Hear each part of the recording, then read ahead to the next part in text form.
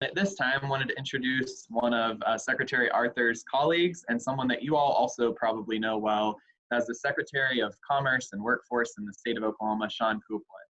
So Sean, the floor is yours. Thanks again for joining us. Thanks, Riley. I appreciate it. I hate going after Secretary Arthur. I'm telling you, that's the worst. But she is awesome to work with, and we've got a great cabinet. What I'm going to do today is just talk a little bit about Oklahoma on the economic development front. I'll talk about kind of our response to COVID, what we have done, where things kind of stand right now. Try to just talk about some really practical stuff that I think might be interesting to folks, as opposed to try to stay away from kind of the generalities. And then at the end, we'll talk about kind of our rural Oklahoma efforts and open it up for a Q&A. So I shouldn't have any problem staying within the 10:30 time frame. What's interesting is that Secretary Arthur, myself, Brent Kissling, who is our executive director within the Department of Commerce, are all Aggie congrads from Oklahoma State, and all grew up on and still are involved in farming and ranching. And so when we go out and say that we truly have a heart for rural Oklahoma, the reason is because we live there and we're involved there and grew up there. And so it's real, our desire.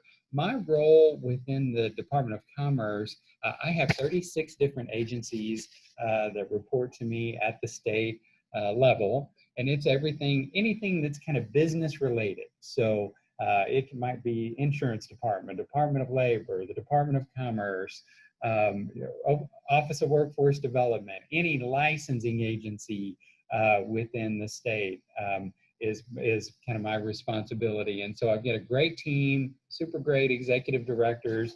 And so here's kind of what we have done to respond to this COVID-19 crisis that we are all dealing with. First of all, we opened up early. So a biggie was we were very involved with, we had a group of business owners and healthcare professionals that were working together to look at data to make a decision on when to open up Oklahoma.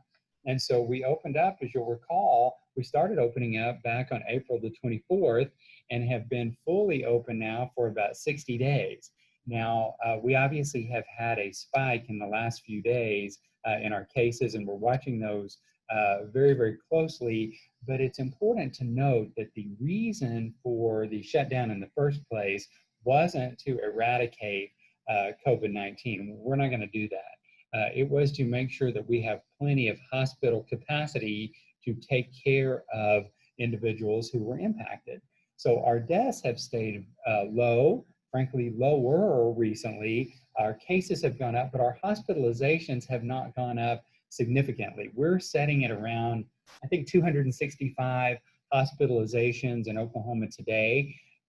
That is compared to about 5,200 beds that we have available throughout the state. So a very low percentage of usage, and we feel like we're okay and we can handle this. Our testing has really shot up. We've done over 250,000 tests within the state.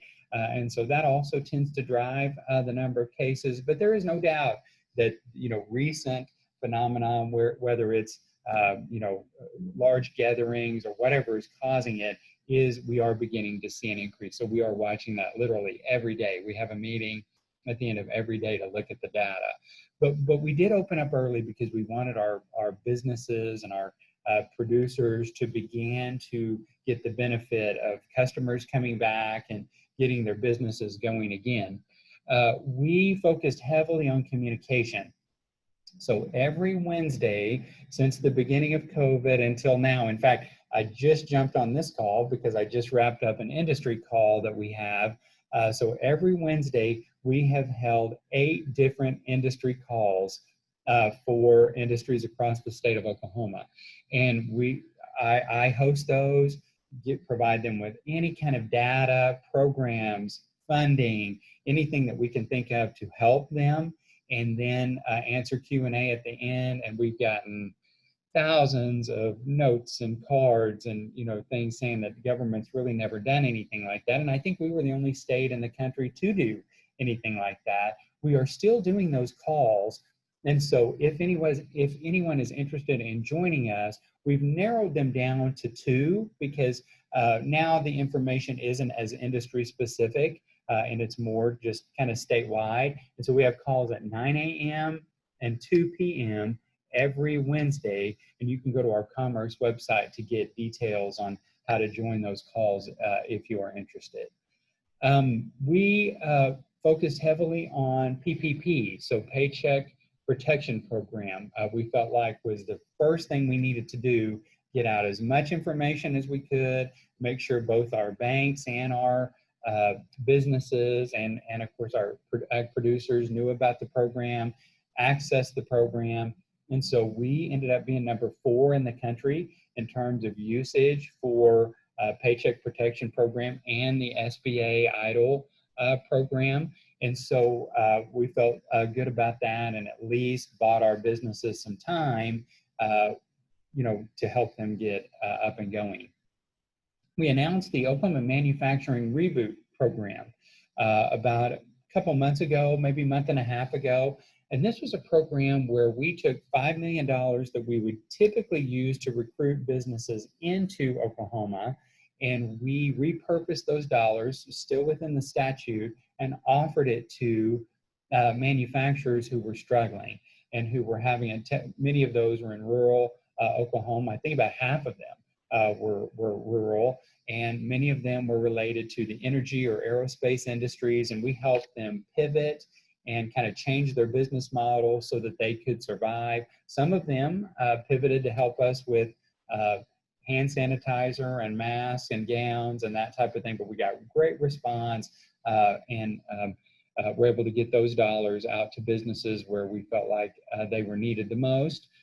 We then announced the Oklahoma Bounceback program, and this was a program that was, it was called the Oklahoma Business Expansion Program. It used to, the way it worked is if a company made a big investment, then they could come to us and apply, and we could give them a rebate back on their payroll taxes that they pay to help offset the cost of that very large investment.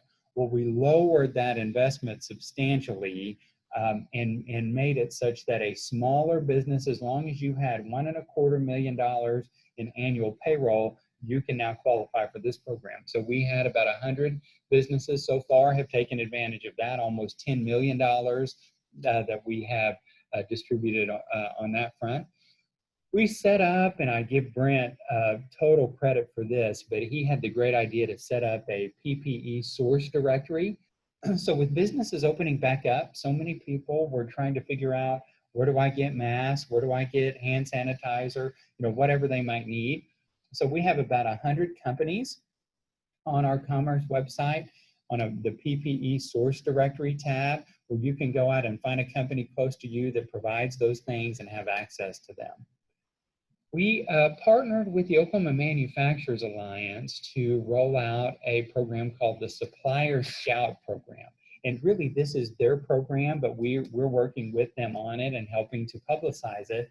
This is a really cool deal as well, where businesses, in many instances, their supply chain has been disrupted. So, you know, maybe it's a part or some type of material that they are getting from overseas, and all of a sudden they can't ship or they're not getting that material anymore. So we created a database where if you need something, you go to the Supplier Scout database, let us know what you need, and we help you find someone in Oklahoma that provides that same you know, part or material. And so that has been a win-win. That has helped many of our businesses stay in business, but it's helped bring more business to the state of Oklahoma. We put together a Bounceback task force. So at the governor's request, I pulled together a group of the top business leaders and government leaders within the state, and we spent about 2 months working on what can we do to get our businesses back up and going now. You know, I mean, we need our businesses to flourish and survive. And so this group, man, worked very, very hard. We had 4 working groups: marketing and messaging, workforce development, economic recovery, and then long-term planning and infrastructure. And we just asked them to come up with their 5 best ideas. And so that has been completed. That information has been sent to the governor. As soon as he gives us the green light, we will share that with the public. And I think we have some really, really innovative ideas for getting Oklahoma back up and going. And then finally, what I just spent an hour on another Zoom call was training businesses on a brand new program called the Oklahoma Business Relief Program. And so let me just give you a little bit of information on that, so to the extent that you, people within your community, might be interested. So first of all the information on this program is available at okcommerce.gov/relief. Or you can just go to okcommerce.gov, and it's very prominent there, and you can get access to this. But the program allows Oklahoma businesses to secure a grant up to $25,000 from a local financial institution. And in essence, if you're familiar with the Paycheck Protection Program, this program is similar to that in that you can get a grant for 2 months of payroll up to $25,000. Sole proprietors qualify as well. The same businesses that qualify for PPP qualify for our relief program, but there are some, I think, really good differences between the 2 programs as well. So first of all, we had to set the grant maximum at $25,000 because we had over $6 billion in PPP dollars go out the door. We just have $100 million to work with here. That's a lot of money, but it is a very small percentage of what we had in PPP. So we want to make sure we spread out these dollars to as many businesses as we can within the state. So that's why we set the grant at $25,000. It's needs-based, so the business must suffer a loss of revenue, top-line revenue, of 25% or more from pre-COVID to post-COVID. So basically what we're going to do is we're going to compare your revenue from 2019 or early 2020 to March through May of 2020. And as long as you've had a reduction of 25%, you can access the grant. I think PPP went to a lot of businesses that didn't really need it. And in this instance, we want to get the dollars to businesses that really do need it. A really good change, 501c6 organizations do qualify for this program. So chambers, economic development organizations that did not qualify for PPP do qualify for Oklahoma Business Relief Program, OBRP. So we're excited about that. There are no mandates for the grant expenditure. So once you get the $25,000, you can use it for anything that you wish. The only requirement we have is that it's for an operating expense within the company. So you can't just take it out and go on Dr. Kuhn can't take it and go on a big cruise and then shut the business down. So we need it to be spent in the business, but you can spend it any way you want.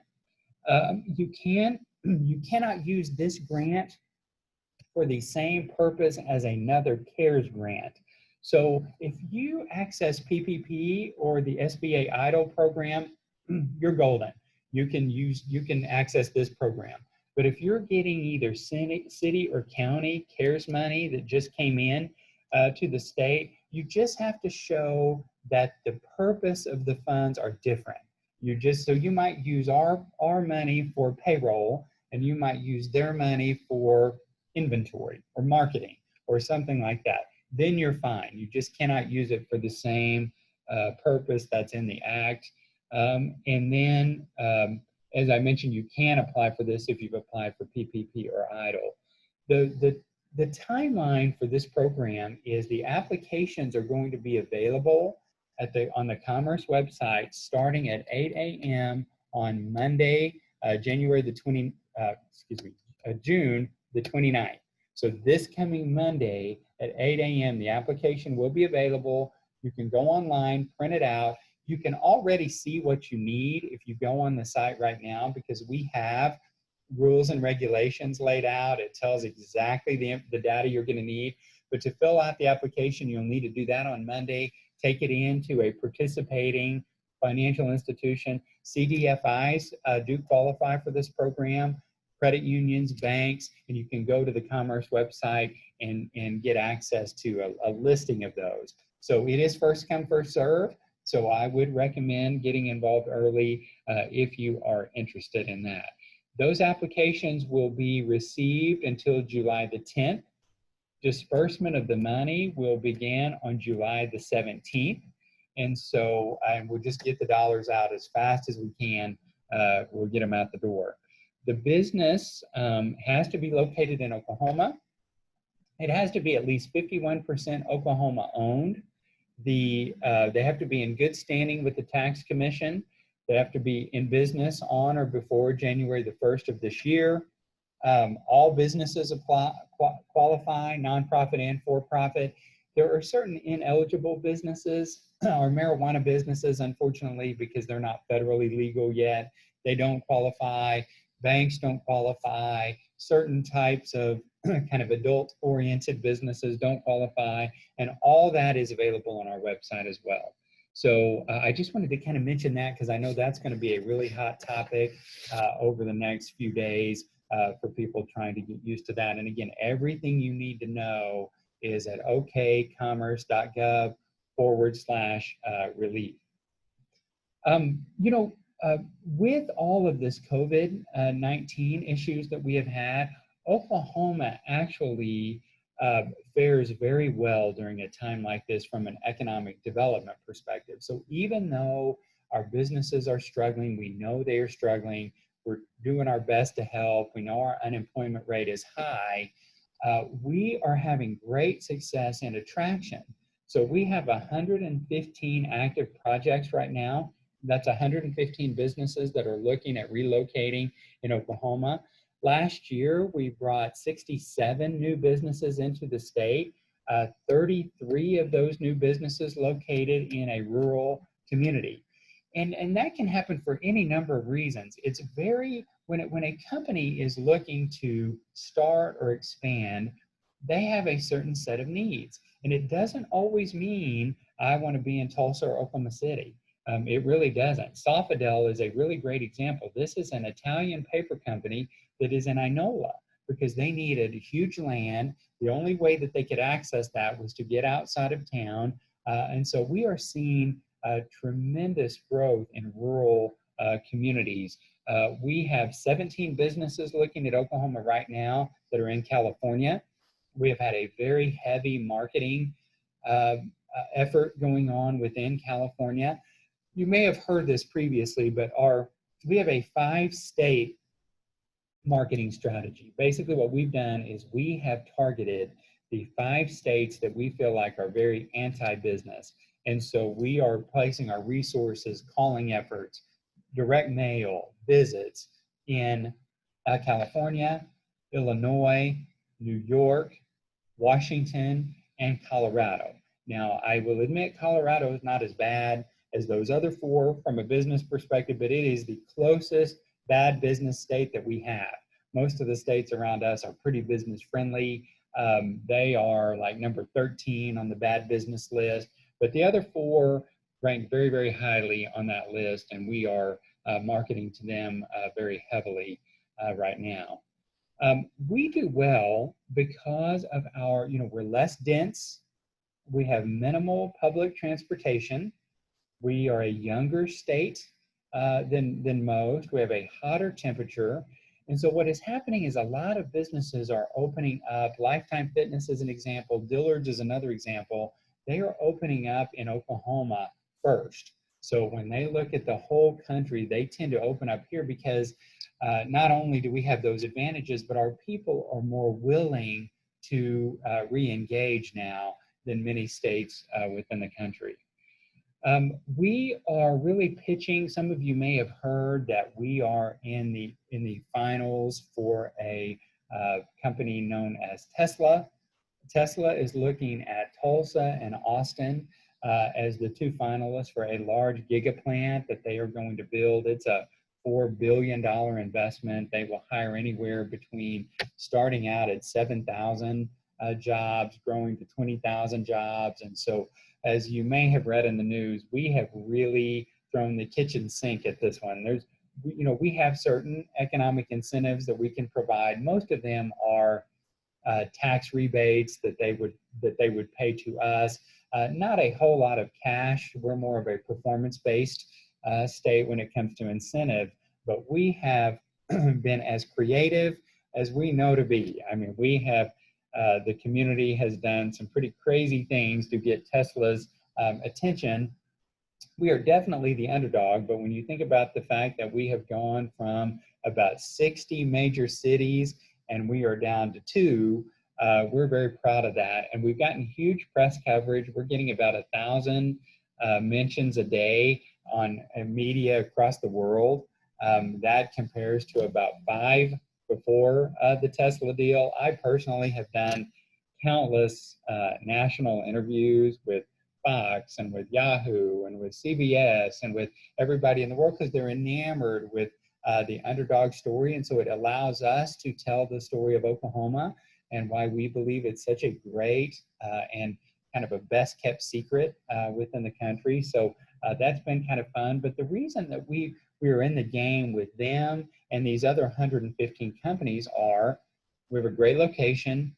We're aligned for business, top to bottom. You don't have to worry about, some type of political ramification, to do business. We have a great quality of life. You can buy twice the house in Tulsa that you can in Austin. We have a 20-minute commute in both of our major cities. Our entertainment scenes have really gotten some great publicity in major magazines. We're top-tier manufacturing base. We have a great career tech and higher education system. We have the most inland port. And I mean, it just goes on and on. We're a great renewable energy state. There's just a lot of things that people don't know about Oklahoma that I could keep you on here forever, but you already know them. But that is why we are competing very, very well. The last things that I might mention that I think would be of interest to everyone, and then I'll open it up for questions as well. 2 new acts that have passed that really impact a lot of our businesses are, number 1, the PPP Flexibility Act passed, which did a few things. It extended the program to December 31. It extended the 8 weeks to 24 weeks. It dropped the payroll ratio from 75% to 60%. It extended the deferral period from 6 months to 10 months, so they've got 10 months to make their payment. And it allowed a payroll tax deferment for borrowers who have had loans forgiven. Then the Main Street program that was rolled out by the Fed is basically for larger businesses who need capital. So they can come into a bank, the bank can approve them for the loan, and then the bank can sell 95% of that loan off to the Federal Reserve, which basically gets their risk way, way down. So there have been some nice changes to that program. The minimum amount is now $250,000. The maximum loan size goes up to $25 million on the new loan program. The loan repayment is 5 years. They've extended the repayment by delaying the principal to 2 years, principal repayment to 2 years, and they increase their participation to 95%. And then what I'll do is I'll just kind of close with our rural specific programs within Commerce. So first of all, for the first time, we went into our closing fund and set aside 20% of those dollars just to be used for rural economic development. So we always want to make sure we have dollars available to attract businesses to rural Oklahoma. We have a new public-private partnership legislation that was just passed that is really great for rural communities to put in infrastructure for small businesses. Quality jobs program and small quality jobs programs are heavily used within rural Oklahoma. Our investment tax credit is used heavily within rural. We have a statewide beef processing task force that I know Ms. Lee Denny, Director Denny is on with Brent and Secretary Arthur. Our REAP program, Rural Economics Assistance Program, saw a huge increase in funding last year, and we were able to maintain that funding this year, even in light of cuts across state budget. And we're now administering a ton of CARES money through CDBG block grants, the Community Support Block Grant Program, and others. So a lot of these go through your community action agencies, but we are getting millions and millions of dollars into rural Oklahoma through those programs.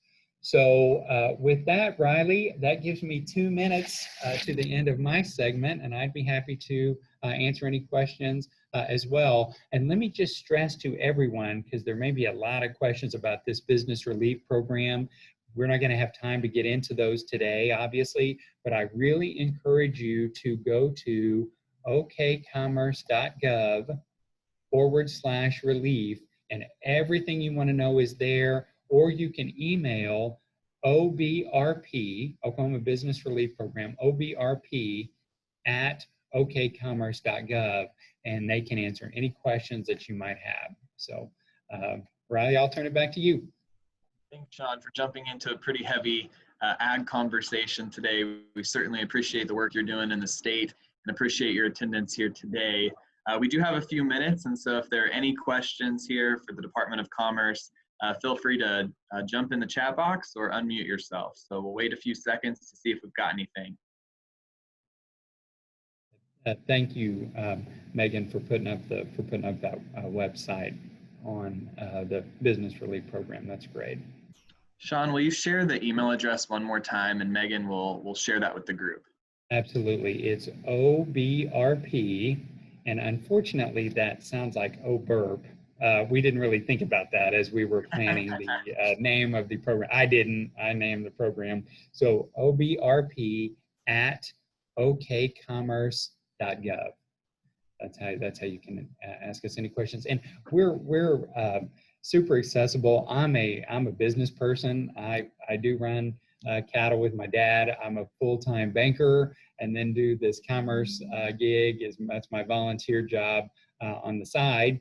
And so we have really stressed to our team the importance of responsiveness and getting back to people. And so I think you'll be very pleased. So if you need anything, if you need any access to our programs, if there's anything we can help you all with, please feel free to reach out. My email is just Sean, S-E-A-N, well, it's on the screen there, Sean.Kouplen at okcommerce.gov, and I respond to all my emails every day. So if I can help you all, just let me know.